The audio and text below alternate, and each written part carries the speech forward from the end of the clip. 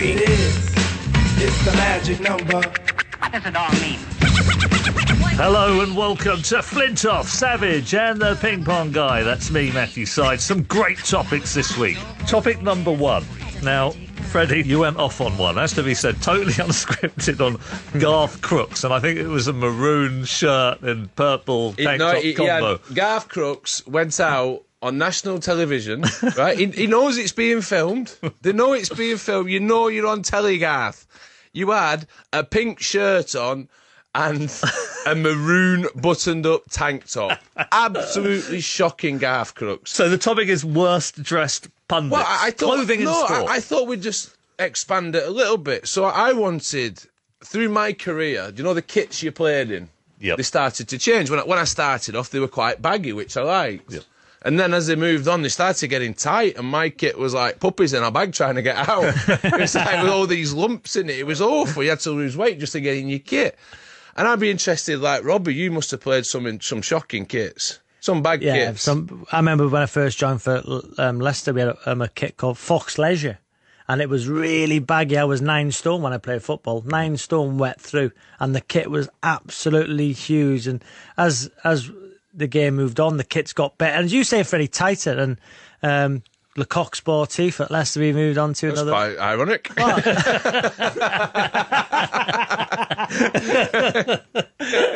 That's picking at me again, yeah. What? No, you're sporty. Oh, thanks. Nothing to do with Lecoq.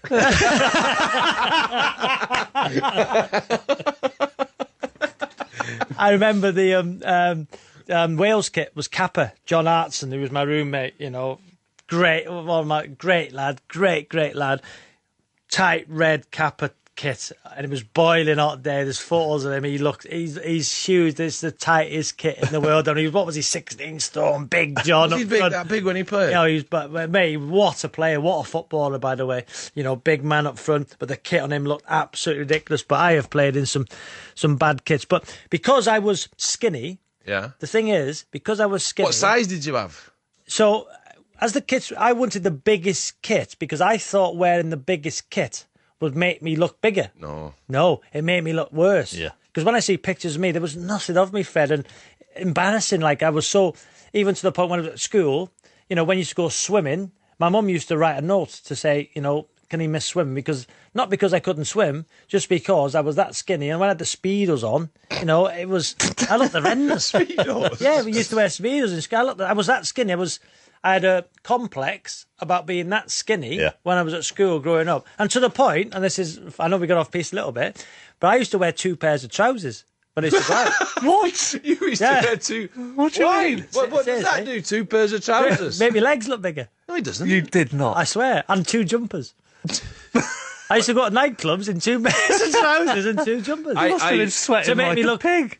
Yeah, it was. But I had a complex about being skinny. And I was really skinny. So you went to nightclubs in 2 jumpers and 2 I used to trousers? wear 2 pairs of trousers. I was like underneathers, I used to call them. So I used to have Underneathers? You even had a term for it? So I used to have a pair of tracksuit bottoms and cut them off near the knees, put them on first over my underpants, then put a pair of jeans on so it make my thighs look bigger. Seriously, because I was You're not vain, though, are you? not vain, because I was that worried about being skinny and people think how skinny he is. I used to wear 2 pairs of socks if I went nightclubbing. Why? They had no toilet roll in Preston. No, it's true. What? Seriously? Sure. That was what we all used to do. We used to wear 2 pairs of socks because in Tokyo Joe's, Preston, never any toilet roll. You've had a bad night if you come back barefooted. Hey, on the issue of wearing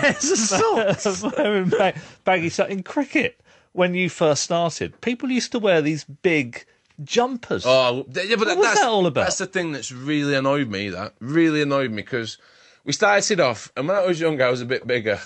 So I had to have me. Really? I had to get the shirts made a bit bigger than everyone else's. I swear they used to take them off the mascot or something. So I had these massive shirts, and they were massive. You could get about 4 people in them, and my trousers were massive as well. Just because I thought, well, opposite to Rob.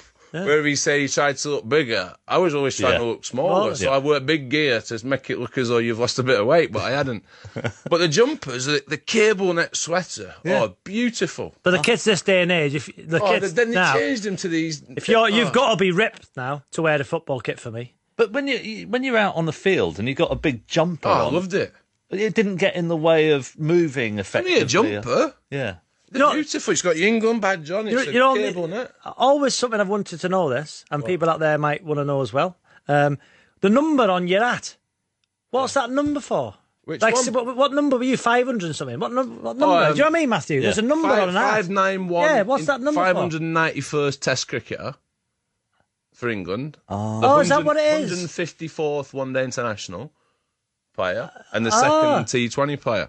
But I remember when I started, you wore a school shirt. Yeah. You wore a white shirt. Yeah. People used to wear belts with What, to play cricket? Yeah. Because you had to wear whites, but not everyone had a white shirt, so you'd wear a school shirt. Yeah, I remember that. Wear a dress shirt. Yeah. I remember the first football kit I got was the Crown Paints on Liverpool. The grey one. Yeah. I was a nice kit. I was the same. Crown paint. I had the yellow one with the red pinstripe. I was a Liverpool fan as a kid. Yeah. That was my first football kit. But they were so expensive. I once waited, because I had a Hibs shirt as well I bought. Because it was in sale, I just wanted a football shirt, a green Hibs shirt. I'd never heard of Hibs. But it was just cheap, wasn't it? It was in JJB Sports on the bus station in Preston. It was on sale. I had a bit of money, about £8 or something. First football shirt? Second one. First what was one yours, was the Matthew? Crown Paints. What was your first ping pong shirt? But actually, funny You enough, wear some naughty gear playing I've table. got to Why do tell you wear you. shorts that are too short? I know. Late 1970s, early 1980s, when I started, table tennis got into these pastel colours. So my first kit was pink with black tight shorts with a pink trim. I've got to tell you, my mum still has photos. They look absolutely ridiculous. But if you notice how the materials changed in the shirt. Yeah. So it used to be cotton, and then when you would sweat, it would get damp and it would be horrible. Now you wear a sports shirt and... You have to be ripped. If you're ripped today in a football shirt, you look... If you carried a bit, like the poor supporters who are standing in the crowd, Yeah, and they're buying these replica shirts, and they're horrible. They're like pulling up above the belly and things. Yeah, but you're going to take it into account, aren't you? Why would you make them for fans? You know, let's be honest, if you look around a ground at a football match, the fans aren't particularly trim, are they? Let's be honest, there's some big lads wearing skin-tight tops. The other thing that gets me is, you know, when you're playing, you wear some shocking gear. Like, as you get older, you're meant to grow out of it. Not this fella here, Robbie Savage. You're at 10 GQ's 10 worst dressed celebrities. We're not talking footballers, we're not talking sports people, we're talking celebrities. I was just glad GQ knew who I was, Freddie. Hey, worst dressed. But it was a fine line. It's a fine line. I think Mario Balotelli or El Hadj Diouf were best dressed. So there you go. I think it's a fine line. You put a lot of effort in. I mean, the first time we ever did this podcast, we did BBC Breakfast beforehand. You had a scarf on that was about the size of a quilt. I mean, it's like a blanket around you. Listen, I'll take it off him, not off you. I'll take fashion out of him, not you. You can just sit there and just be quiet at this moment in time with your fashion set. Have you got 7 of those T-shirts? Anyway. You're the only person who did What's wrong with Strictly. it, You got smartened up. Before he's got some nice new gear on. You guys, when you're on TV, let me ask you this. You both do television. Robbie, you've done Match of the Day. Before you go on, I think people will be interested. Do you get advice on what to wear? Do you get instructions about whether you have to wear a shirt or a tie? Because you get, Hanson came in, he wore that black shirt, he did it a bit differently from a fashion perspective. What did they say to Laurel? What did they say to him? Laurel, wear a shocking shirt. With a massive collar. Come borrow one off Garth.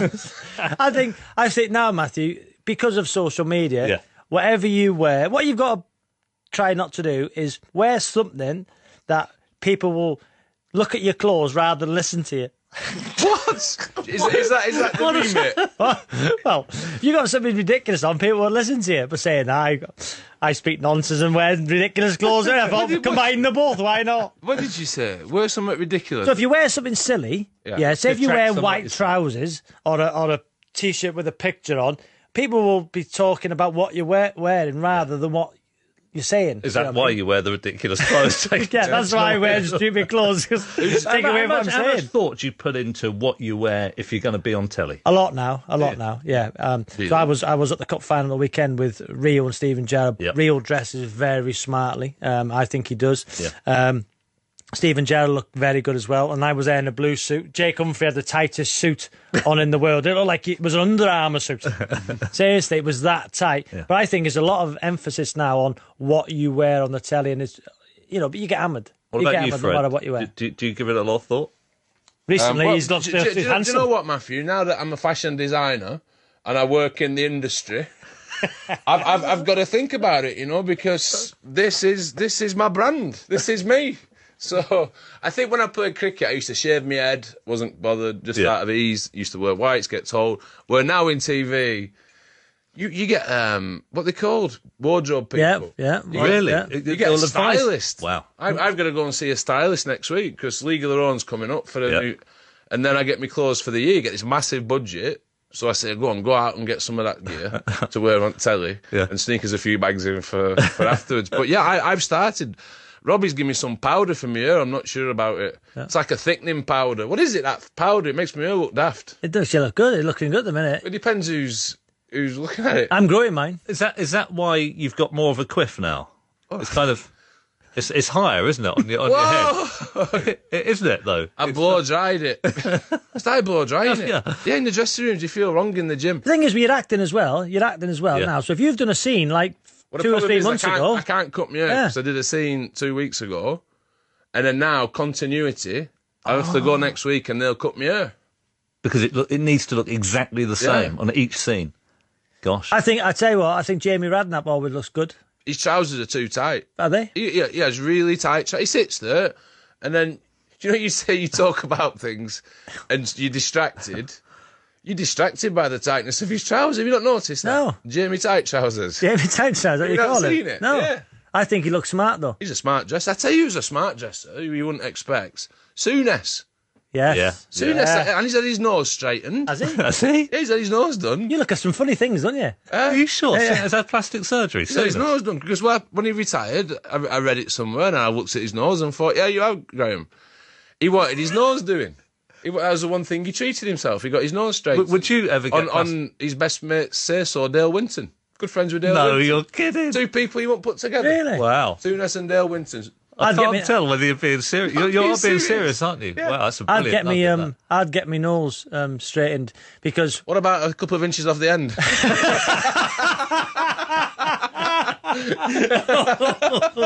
You're horrible today.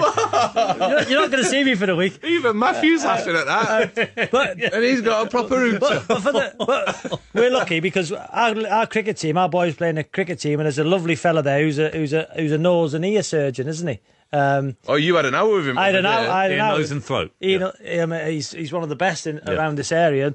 What do I do? My nose. If I do that, look, only one nostril goes in. We heard that on a previous podcast. Only one nostril goes in. So it's the cartilage is gone from one side. I broke it 3 times, so I would get my nose done definitely. But on terms of worst dress pundits, who needs? What about managers? You've got some managers who stand on the touchline wearing a tracksuit, others who are sharp dressers. Steve Bruce, right? I really like Steve Bruce. I borrowed money off him in the past. What? Hey? For what?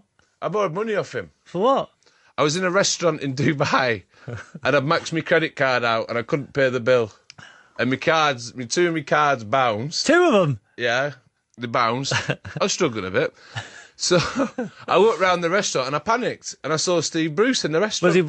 Was he by the desserts on the buffet? I said, just put mine on his, he won't notice. And I went over to him and said, all right, Steve, nice to meet you, big fan, got chatting. And then after, because we got a mutual friend, and after a while I says, look, Steve, bit of a problem here, I can't pay my bill, my card's bounced, can you lend us a few quid? Really? Yeah, he said, fine, pay me bill, and I paid him back. Great fella, Brucey. But he shouldn't be allowed near a tracksuit. Why? Have you seen him in a tracksuit? No. Steve Bruce, if I was a company sponsoring a football club Steve Bruce was a manager of, and you spend all that money on marketing your kits and your tracksuits and designing it, I say, Steve, do us a favour, don't put one on. Don't stand on the touchline in one of our tracksuits. We like you, we think you're a lovely bloke, but you're doing the brand, just put a suit on or something. See, I think Roberto Mancini was class on the side. And people say, oh, there he goes about his mate again. He's bitter towards his Man City fans because his mate left. But Roberto Mancini, the way he wore that scarf, he could make that scarf look cool and trendy. So if I was a manager, I think I would go for the suit look, Fred. Hey, well, do you know what? There's research on whether managers are more effective wearing a suit or a tracksuit. They showed pictures of coaches lean in physique, dressed in a tracksuit, large in physique, dressed in a tracksuit, and then lean in a suit and large in a suit. So 4 different types of people. And then they asked footballers and the public who they thought were the best managers. The ones who came out the worst were the ones who were fat in a tracksuit. There you go, Steve Bruce. Who do you think came out the best? Lean in a suit. Correct. Yeah, Steve Bruce looks like he's putting bins out, doesn't he? He does. He looks like he's putting bins out. And then the other one who gets me.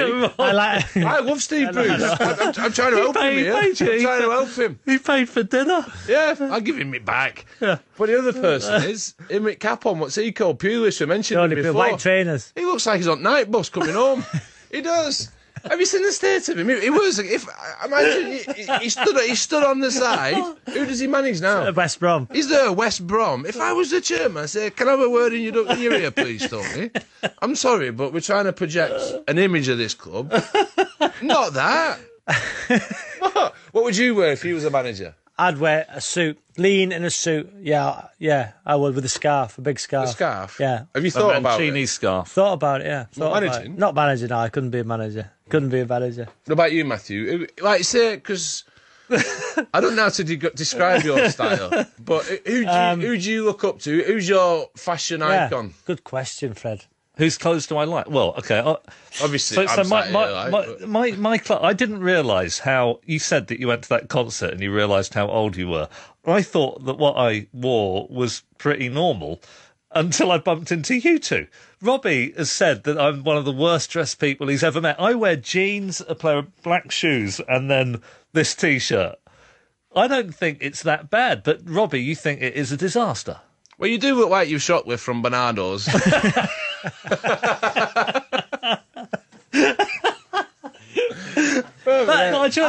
look at Robbie. When you're checking how much you're getting for your book in charity shops, do you do a bit of shopping as well? Yeah, but listen, we had a tweet in the week, didn't we? Have you seen the tweet? And I showed it to Fred earlier about you and people saying the tweet was it was from Ewan Williams. Love the podcast, but don't belittle Matthew's career. He was a world-class athlete. And that was nice of you, but, we are belittling you. It was nice. That was somebody about the table tennis career. Yeah. But that was after Freddie said, when you had your last match, what did the crowd, I'm using crowd in the loosest sense. But like the T-shirt you've got on today, listen, when your arms aren't I've got no muscles. They're just they're like too big. The flaps and you know what I mean. I'll be honest with you as well, Matthew. Yeah. You've got the eariest biceps I've ever seen. He's got hairs on his biceps. What has he? Yeah. But, do you know when you're getting ready? Yeah, what do you think? How long do you take when you're picking your outfit and you're getting ready? That doesn't take any time. You turn the light on. Do you get your clothes? Do you get your clothes out the night before?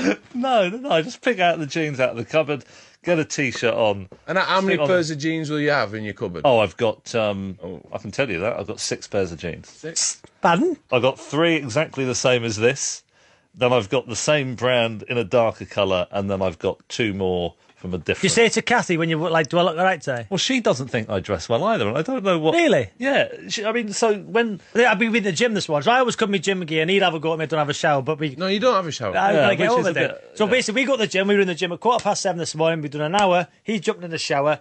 I'm in my gym gear. That's why I always look toned and muscular on the podcast. But hang on, you don't have a shower. He never has Before a shower. you come into the studio, this is a small studio. In the morning, he'll come in the gym. Yeah. And then I won't see him till tea time at cricket with the kids or something. Still got the same kit on. No, that is absolutely gross. You're a soap dodger. You're a soap dodger. Why is it? Because you can't get your hair wet. What is it? No, I do have a shower when I go home.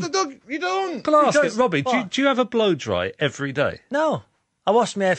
How many days a week do you have a blow dry? 2. And then that's why I'm growing it. That's it. I've got to go for the stage now. I'm growing it. It's going back to what it was. Do you have a beard trim a couple of times a week? Because it always looks about the same length. the stubble. Yeah. I just so how long does it take you to get ready? So Freddie, the funny thing is, right? When I was going on telly and dressing as a pundit with long hair, I used to get in the shower in the morning, wash my hair, and leave it. Just leave it. I used to tie it back or just leave it blow in the wind and tie it back. blow in the wind. Blow in the wind, right, Elton John. I used to leave it. Yeah. Now, Oh, with this- natural. Wind. yeah, it's Where'd like you go? like Where are you going to let it blow in the wind? What did you I do? have no idea. But that's why I Blow said in that. the wind. But now with this style, Yep. it's horrendous because you have to. If you sleep funny, one sticks up and will never go back down. It's horrendous, this style, for me, because you have to take so much time and care. I feel your now, pain, Rob. I feel that's your why I'm- pain. No, that's why not I'm one growing it standing back. up. Yeah. Oh. That's why I'm growing it back. Well, that is a subject that I didn't think we were going to get through 20 minutes, but I've learned two key things here. One, Souness had a nose job after getting advice from Dale Winton, and two, Savage is a soap dodger. He is a Topic- soap dodger. And toothpaste. Have you smelt his breath sometimes? Oh, I got nice teeth. Breath of 1,000 camels. This is Flintoff, Savage, and the Ping Pong Guy.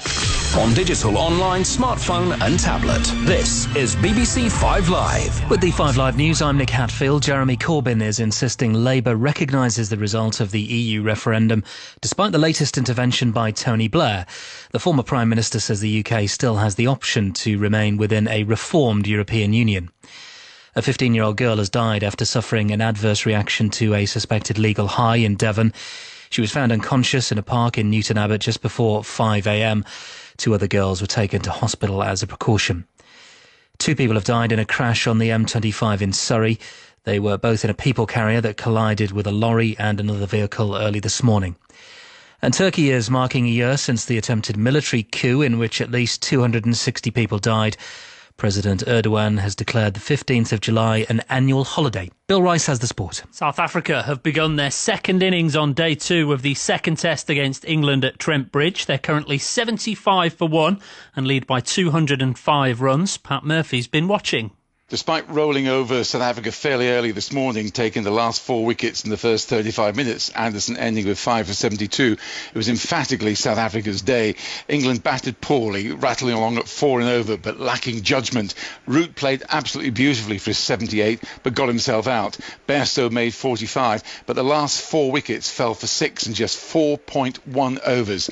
Building on the lead of 130, South Africa batted resolutely in the last hour, and it'll take a superhuman effort from England now to win this test. There's live commentary of the closing stages of the day on 5 Live Sports Extra. England's women celebrated their 6th straight victory. They head into the World Cup semi-finals on the back of a 92-run victory over the West Indies. There was also success for British tennis on court 3 today at Wimbledon. Here comes Pfeiffer. Can he pick it up? He can't! Game, set, match. Into the net. Hewitt Game, wins, set, 2 sets. match and championship to Gordon Reid and Alfie 6-7, Hewitt. They are hugging each other at the 7-6. baseline at the back of the court. They have successfully defended their wheelchair doubles title. This is a fantastic partnership. Gordon Reid and Alfie Hewitt defending their men's wheelchair doubles title with a tense 3-set win over Nicolas Pfeiffer and Stéphane Houdet of France. Spain's Garbine Muguruza won her first Wimbledon title with a straight sets win over the 5-time champion Venus Williams, winning 7-5, 6-love. Despite the loss, Venus remained positive about her form. I mean, there's always something to learn from matches that you win and the ones that you don't win. So there's definitely something for me to learn from this. You know, that I'm in good form and I'm been in a position a lot of times this year to contend for a big title. So that's the kind of position that I want to keep putting myself in, and it's just about getting over the line. Lewis Hamilton secured a record-equalling 5th pole position for tomorrow's British Grand Prix at Silverstone. Hamilton's title rival, Sebastian Vettel, will start from 3rd on the grid, but Hamilton remains confident he can stay in front. The start's going to be important. They're very quick in the race. Provided I can get out in front, I think that I can really give them a real good running for their money. I can't say right now whether I can pull away. That will be the plan. 5 Live's coverage of the British Grand Prix starts from 11 o'clock in the morning. Britain's Chris Froome's reclaimed the Tour de France leader's yellow jersey. Michael Matthews won stage 14 in an uphill sprint finish. Froome says he's confident Team Sky are in a good position. Amazing feeling, absolutely amazing feeling. If you'd said that at the start of today's stage, I wouldn't have believed you that I'd take 25 seconds out of my main rival at this point, who was Fabio Aru. And I can only say thank you to my teammates. Steph Reed's won Great Britain's 2nd gold medal at the World Para Athletics Championships in London, claiming victory in the T44 long jump. Chelsea have signed midfielder Timio Bakayoko from Monaco for an undisclosed fee, and Ian Poulter and Callum Shinkwin are part of a three-way tie for the lead after the third round of the Scottish Open. This is BBC 5 Live on digital, online, smartphone and tablet. On the roads, a couple of things to tell you about. In Bedfordshire on the M1 northbound, there's one lane closed and slow traffic due to animals on the road between junction 12 Flitwick and junction 13 for Bedford, Milton Keynes South. And in Gloucestershire on the M5 southbound, 2 lanes are closed and there's very slow traffic there. That's because a vehicle is on fire at junction 9 for Tewkesbury. Nick Hatfield, 5 Live Travel. This is BBC 5 Live, available on the BBC iPlayer radio app. This is Flintoff, Savage and the Ping Pong Guy. Topic number 2. How far off-piste have you gone in order to earn a paycheck? This one, is it yours, Robbie? It is, Matthew. It is. So what you mean? What you I mean? don't know, in that? really. I was just thinking in the week, Fred, we have been so fortunate in our careers. So fortunate to be in a stage where now you get offered stuff, you know, from brands, from promotions, from X, Y, and Z. It just got me thinking, what have I done or what have we done to earn a few quid, thinking, do you know what? I shouldn't really be doing this, or I feel a bit awkward doing this. Have you had some really unconventional offers? Matthew, meet Robbie. Robbie, Matthew. What do you mean? As everything he does? Well, one of the ones I'd done was for an underpants company, and that's why I started going to the gym, because to be an underpant model? Well, so, how long ago was this? So basically, it was not long after Strictly. So I've done a few things. Not long after Strictly, You stood next to a bed with a bird, weren't you? That's right. Wow. That's right. So basically... That went down well at home. Oh, no, it didn't. At all.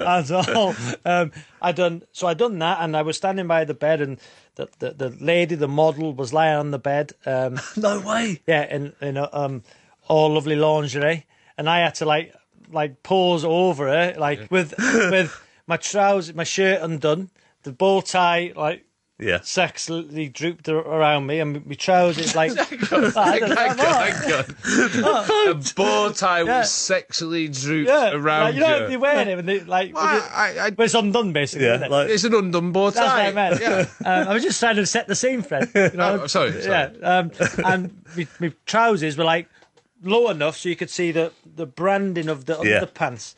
You know, and I would have to stare gazingly into this model's eyes, no way. And then there's another one where I was standing up and she was ripping my shirt off. Oh, you know, and it was like, and I'd done that for a few quid. It wasn't me at all. And what was it like? So this was all lit up. Oh, and you yeah, had in a big fashion designers. Yeah, in a big country house. Wow. In a big country You house. get nervous? Oh, massively nervous. What was you thinking?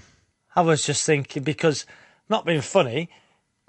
Not funny. I'm not funny. But when you're there and you're seeing a lady in lingerie lying on the bed, and there's cameras everywhere, but I was just thinking, whoa. I don't know. I was thinking, about the cameras. That's a nice camera. No, because I was just thinking, just relax. I was just thinking of all different kinds of things. Yeah, I'm with you. I done one with Amy Childs. I done a washing machine thing with Amy Childs. Washing machine? I've spoke to your missus. You've never even seen a washing machine. You can't work one. After Strictly, because I'd done okay, it was like, can you promote these washing machines? So I was sitting on the washing machine. Robbie Savage is a well-known washing machine man. I promoted washing machines for a few quid. What did you have to do for it? So basically, it was like they were bringing out washing machines, and Amy Childs was like a girl kind of one with stickers on, girly stickers, and mine was a man's washing machine. But I had to do that, so I sat in a washing machine. So I promoted washing machines, I promoted underpants. And this came off the back of Strictly. How nerve-wracking was it to do Strictly? Because that was quite a big departure for you. Most nerve-wracking thing I've ever done in my life. Do you know what? Horrendous. Did you enjoy it? Is it one of them things you enjoy? No, you can't when you're on it. You cannot enjoy Strictly when I don't think you can. What, the pressure? The pressure. It is. You are one of the most famous people in Britain for that week, and you are in a bubble, and it is, you can't go anywhere, you have people following you, you are in a bubble, and you get a bit carried away. And I didn't like myself when I was on Strictly, because I didn't think how much it would affect my wife You know, and I just thought it's all about me. Look who I am. I'm a Strictly. And for those 10, 12-week period when I was in it, I look back now and thinking I didn't like myself. It wasn't me. Well, you got up yourself? Yeah, a little bit, mate. And you know, listen, people don't know me, think I'm like that anyway.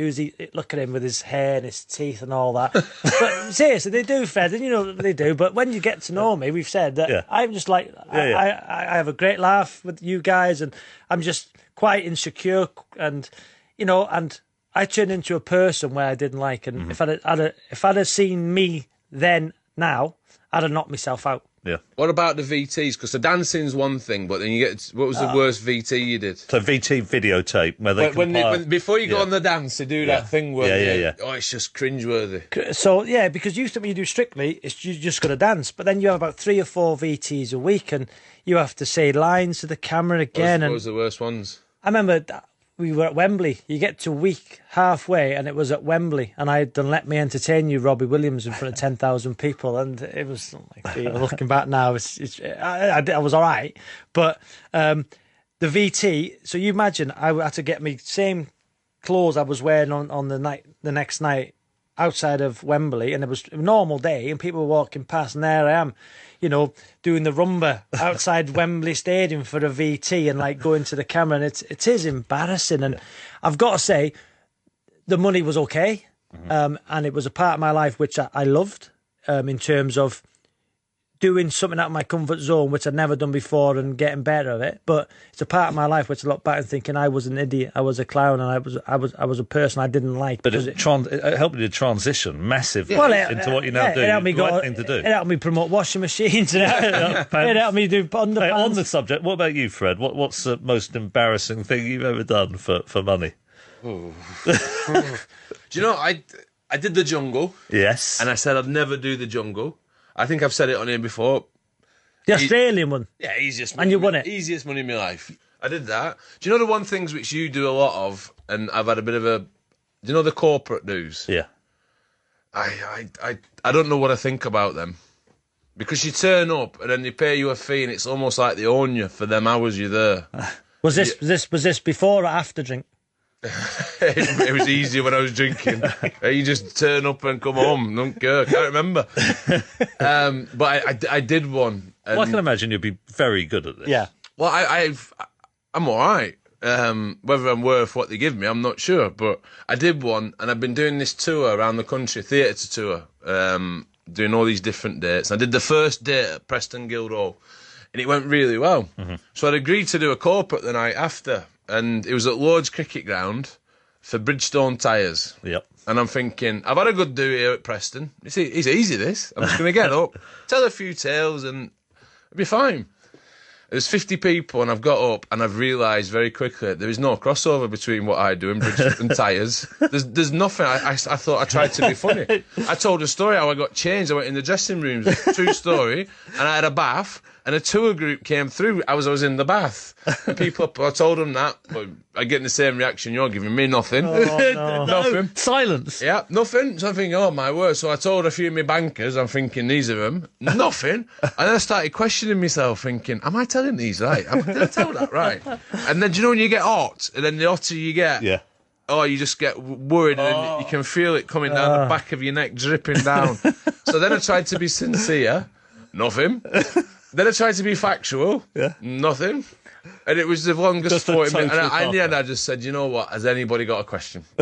Not one question from the tyre people. No. Nothing. So I just sat down and I thought, you know what? Grin and bank it. Grin and bank it. I don't know how you two can do that, stand in front of hundreds of people and speak. I would sooner be stood at the front talking than in the crowd of people. I can't do that. I cannot Robbie, stand. hang on. You... Yeah. When you broadcast, there can be hundreds of thousands, potentially millions listening, and you don't... I mean, I've watched you here. You don't seem to get nervous. You're very confident. I am confident. Because but you would find it difficult to stand in front of a group. There's 3 of us in the room. There's a camera here. There's a couple of people behind the glass, which is fine. I'm in my comfort zone with people I know, people I trust, and people I like. Standing in front of 200 people on a stage speaking, no, I couldn't do it. I'd sooner be up there and sat. Really? I've done it a couple of times, and it went wrong for me. I was at the Daily Mirror Awards. Lloyd Embley, who's the editor, sat on his table. Great guy, friend of mine now, and I was presenting one of the awards. And I remember, I can't remember, it was best regional paper because the Daily Mirror have like the regional papers around Britain. Yeah. So it was the regional awards, and I was presenting the best regional award. Mm-hmm. So I've got on the stage, and it was like, and the winner is. Yeah. So I've opened the envelope, and I thought I'll have a bit of fun here.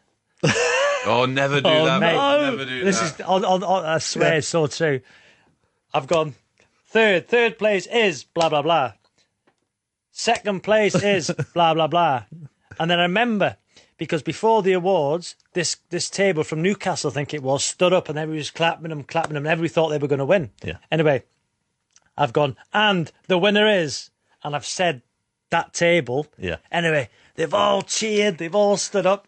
And as I've gone to read the winner, I've looked up and I've gone, I was only joking, and the guy was on the stage. Oh no! He was on the stage. I've looked at the editor of the Daily Mail, and he's got his head in his hands, and I thought, what do I do? It's true. So I've read out the winner to have a laugh and a joke. Warren Beatty, you, aren't you? I've gone, it's not you. Hey, Warren Beatty at the Oscars. Oh, mate, he's there. So I've gone, I said, listen, I'm sorry, it's not you.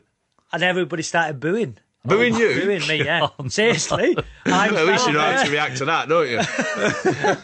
I'm standing there and I've had to read the original winner out. That never got a cheer then because people were saying about him. And I thought, oh my, I'm going to lose my job here.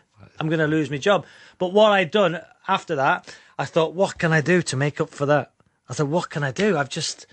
Oh my dear, just thinking about it now is horrendous. And what I'd done was, out of the goodness of my heart, I thought I've messed up the poor. That's not the goodness of your heart, really, is it? You're backtracking. So basically, the goodness of your heart would have been a selfless act. This is not a selfless act. This is you. You're in a bit of trouble.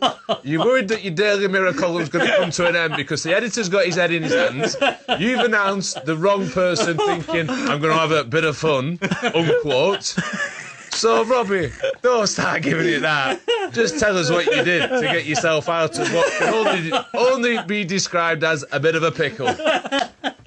So basically what I've done, I'm very fortunate to know a few people and I have some very good friends, and one person happened to have a house abroad.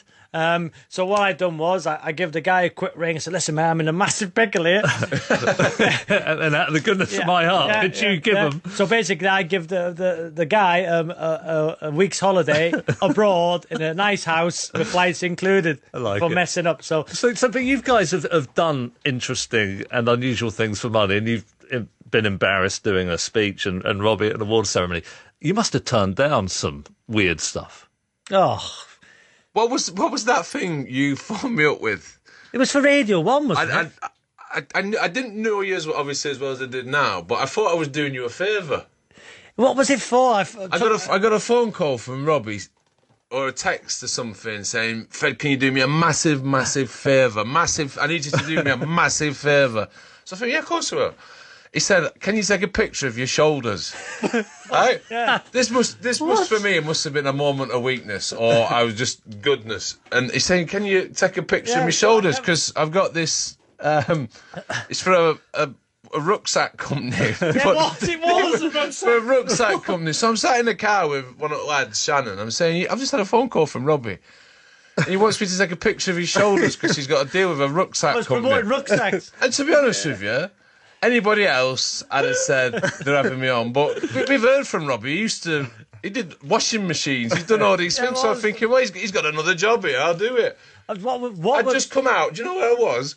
I was in hot yoga in Manchester. I've just come out. I've had a shower. I've got my top off, and I'm saying to Shannon, take a picture of my shoulders, right?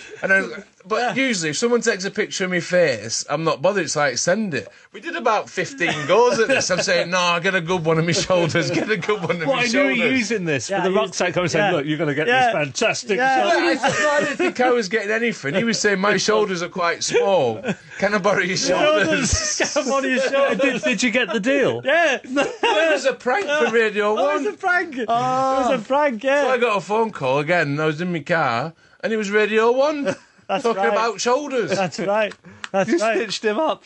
That's right, yeah. Love it. I took a photo of his shoulders. How low, not low is the wrong word, how off-piste would you go? Do you know what? Do you know when people talk about what they do? and then people going about, and people get a bit snobby about people's shows they do. And I used to be one of them. But then you think, you know what, people just having a go, trying to earn a bit of money, trying to provide. So if you do a reality show, and like this lot on Geordie Show and all that, which I'll never watch, everybody gets a bit uppity about them, but they're just trying to make a bit of money. Yeah. The Kardashians. Everyone whinges about the Kardashians. You rate them, don't you? Well, I think I don't watch them, I don't know much about them, but everyone calls them. But the Herberts are the people who buy the stuff and watch them. So would you do would you do pornography? If I was a single lad, right, and I was completely on the bones, I had nothing, absolutely nothing, and it was the only way of a job, I'd fall back on the education. I don't think I would, but you don't know the situations which put people in where they go with career choices. It's interesting, isn't it? You're right. I mean, it's easy for us to say, I wouldn't do this and I wouldn't do that, but that's because you've got choice. In a privileged position to be able to make the choice. I mean, that's one thing I've realised working with you two. I mean, Freddie, if you were to ask 100 people, probably half of the people would know who you are. Robbie, 2 or 3 as well. Hey, 2 or 3 more than they know you. Exactly. But, you guys probably have to think quite strategically about who you work with because you've got so many offers coming. I mean, have you ever thought of I doubt you've ever thought of it in this way, but you have a brand, don't you? And you have to think about how you manage that brand in order to make sure that you get the income to provide for your families. That was the big thing, cut my hair off. Yeah. Because, when I cut my hair off, I was thinking, what are you laughing at?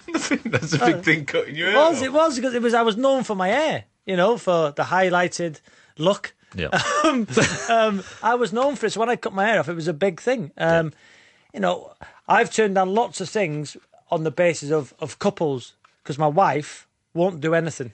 I've turned lots down because my wife won't do anything to do with TV or. Would you do Mr. and Mrs.? Me and my missus did that. I'd love to. I would have loved to have done that with my wife, but she doesn't want to do it, Matthew. She doesn't want the spotlight. She hates it. Have you ever seen my wife? No. See? You mean? I mean, the only time I've ever seen is that photo of the locket with a bit of your hair in it. I've got to say, I'm batting way above my average, by the way. Yeah. But yeah. What? Yeah. Oh, yeah. Well, what? What do you mean, oh, yeah? Well, like obviously, obviously you are. Why? That's a compliment to your wife. Yeah, I'm saying you're a good-looking man, Robbie Savage. Thanks, Andrew. Okay, but let me just to sort of finish this section off. When it comes to the way that you manage your social media profile, so you've both got more than 1 million followers on Twitter. Robbie, people might be interested, and Fred, both of you, do people tell you what to tweet? Do you get advice, or do you just do exactly what you want to do? I'm obligated to do some through companies you work for. But then the thing is, I'm very conscious of is just doing tough sells. So you try and disguise it in something because you don't particularly like putting them on. Mm-hmm. So if you disguise it, I do on my own Twitters and on my own tweets. Yeah, obviously. But it's a fine one, isn't it? It is your sense of humour. When I read your Twitter feed, it is absolutely you. But also as well is, do you know when you get offered jobs and things, you talk about brands and that, which I'm probably doing the people who look after me a bit of a disservice because they're quite strategic. Mm-hmm. But I am under the impression, with everything I do, that I'm going to get found out. Yeah. I really am. And I don't know if that keeps me on my toes. And I've stumbled into doing the job I do now. Mm. Not 100% sure I want to be doing it. Mm-hmm. Because for me, all I ever wanted to do was be a cricketer. Yeah. I just wanted to play cricket for Lancashire and England, and then at 31 you retire. And I've been so lucky to stumble into this work I'm doing. Mm. But it was never the plan. Which work?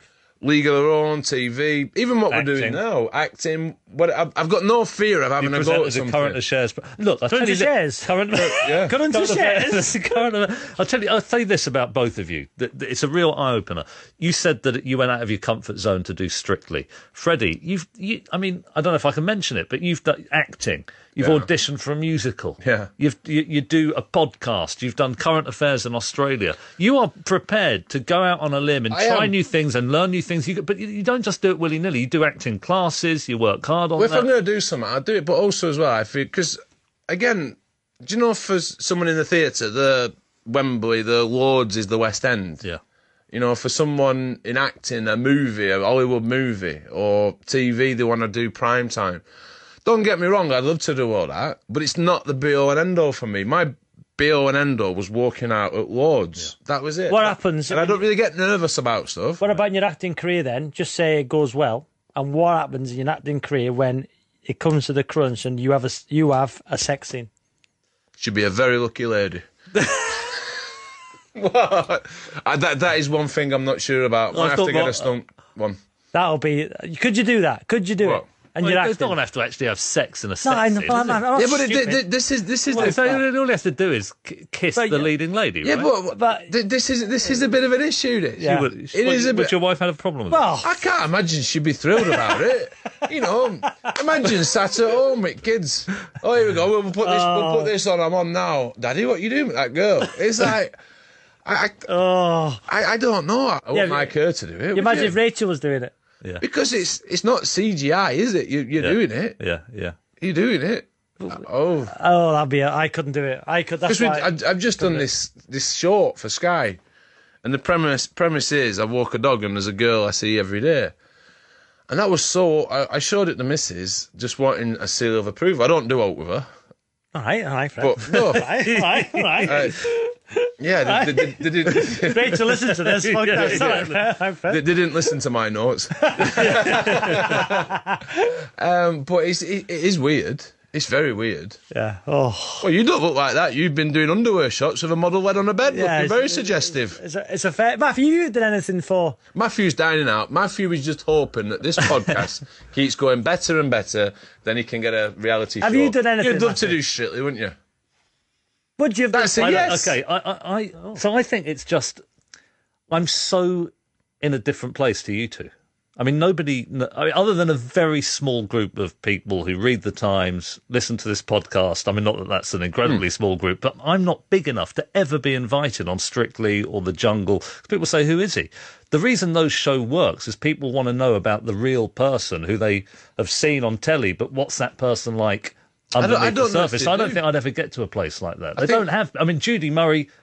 Big name. They wanted to hit, you've both been on it. Who else do they have? Dale Winton. But these are names. No one knows. No, but I think... Has Dale Winton been on reality All the television? Names you can come up with. Dale Winton.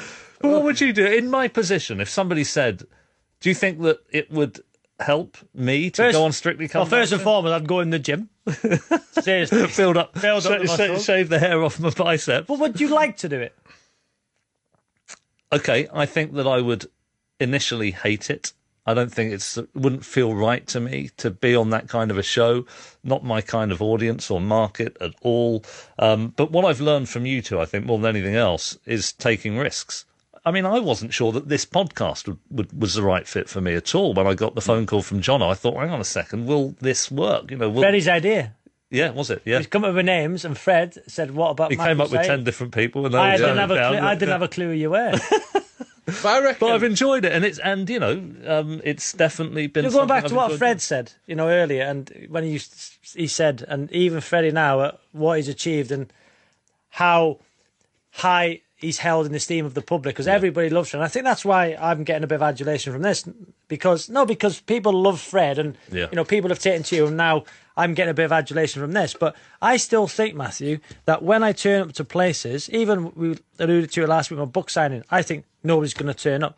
Nobody knows who I am. When I'm going on the radio, nobody's going to listen to me. Not because I might talk a bit of rubbish, but because who's he? When I'm turning up to events, I get a bit shy, a bit insecure, thinking, nobody's going to be there. Who am I? Do you know what I mean? I think that's a massive positive. Really you both said that. Fred, really you said you're worried you're going to get found out. You're insecure. But that makes you feel grateful for what you've got, and you put everything into it. As soon as you start thinking you deserve it, you're not going to... At the FA Cup final, I was driving in the car to the game, and I'm with Rio Ferdinand, a legend, numerous trophies. Steven Gerrard, legend, numerous trophies.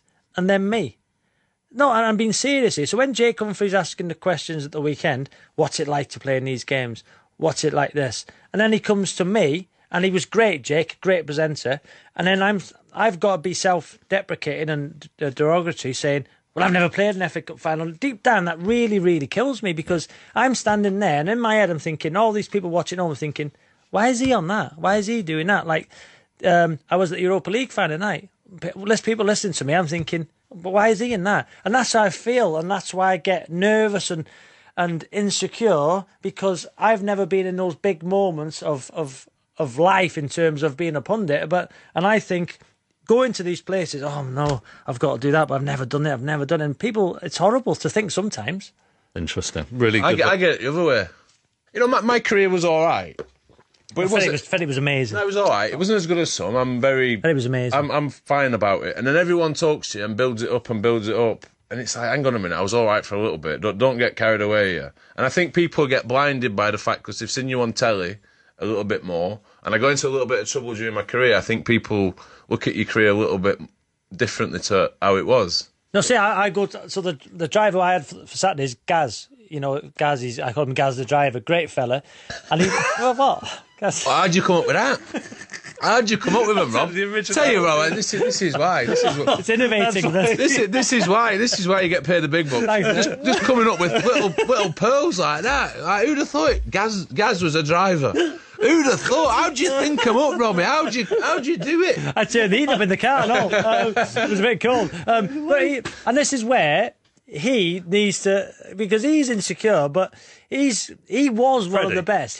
Freddie was one of the best. And Gaz said to me on Saturday when he listened to the podcast, the driver.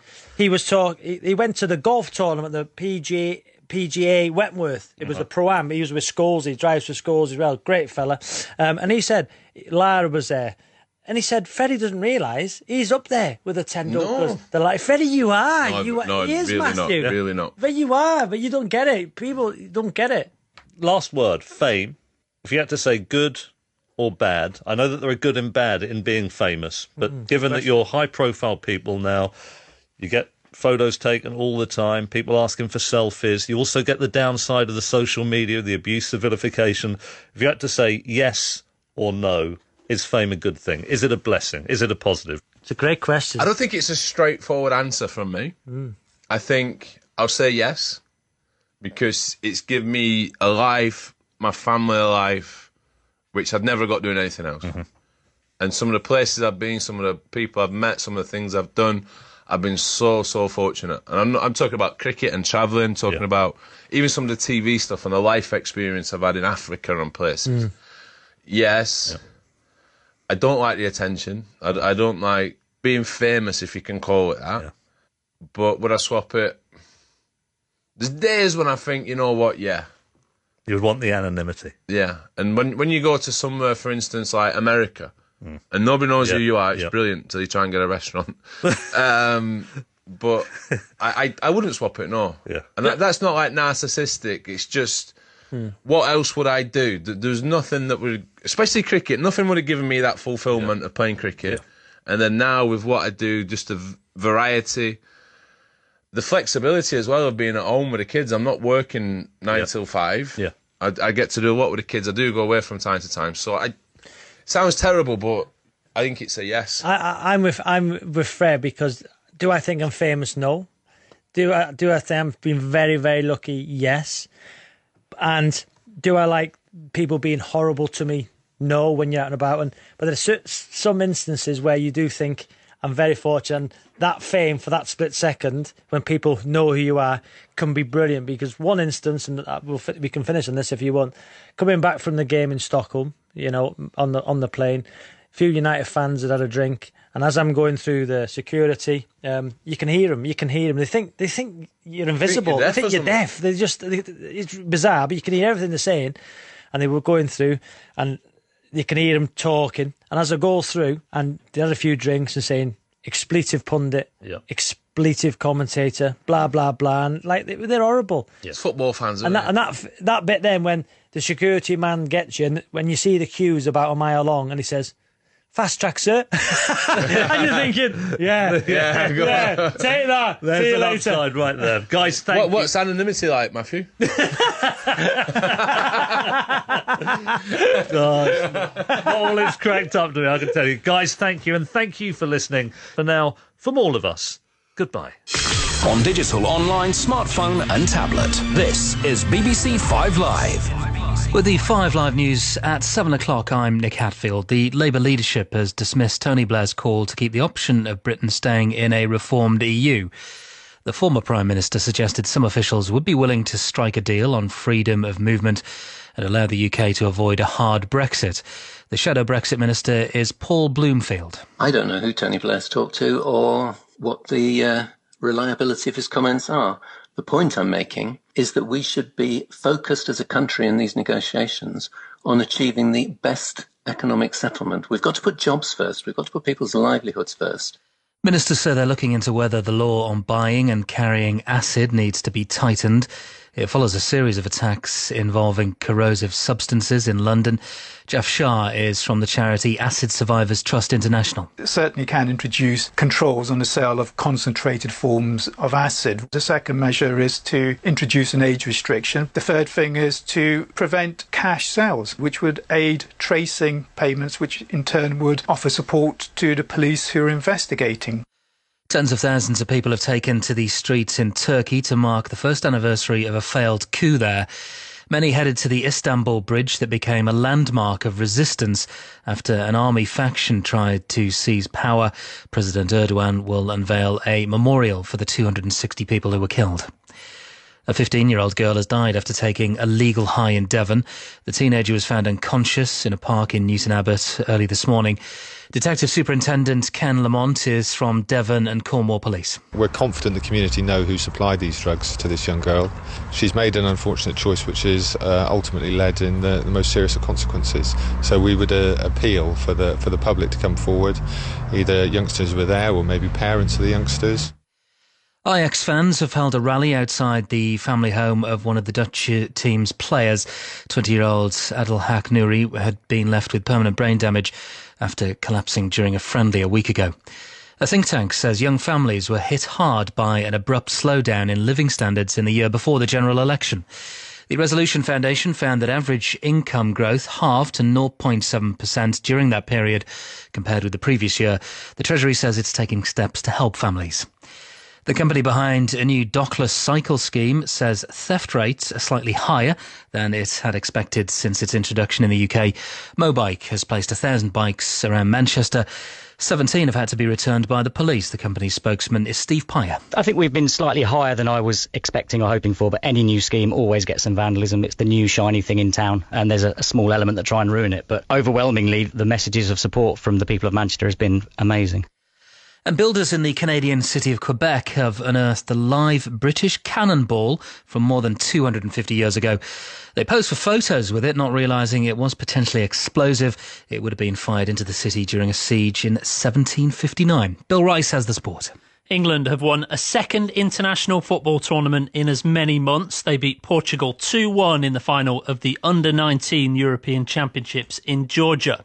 Chelsea have completed the signing of midfielder Timio Bakayoko from Monaco.